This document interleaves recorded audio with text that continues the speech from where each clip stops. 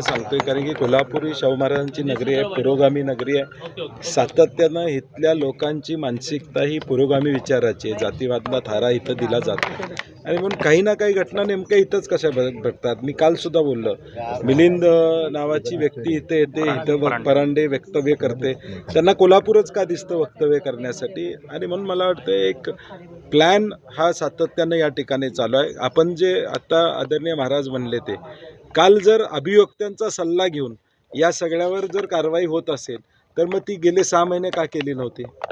जर हे या ठिकाणी चुकीचं असेल, आता आम्हालाही बघावं लागेल ते अतिक्रमण काढलेलं योग्य आहे अयोग्य आहे, कुठलं काढलं, नेमकं का सरसकट त्या ठिकाणी काढलं. आणि म्हणून जे गावामध्ये हिंसा घडली त्याचा निषेध आहे आणि आम्ही प्रशासनाला आमची विनंती आहे, आम्ही तिकडं चाललेलो आहोत. किमान 4-5 लोकांना त्या गावामध्ये महाराजांच्या सकट आम्हाला जाण्याची परवानगी त्यांनी द्यावी. जे 13-14 तारखेला लोकांना थांबवायचं होतं त्यावेळी थांबवलं नाही.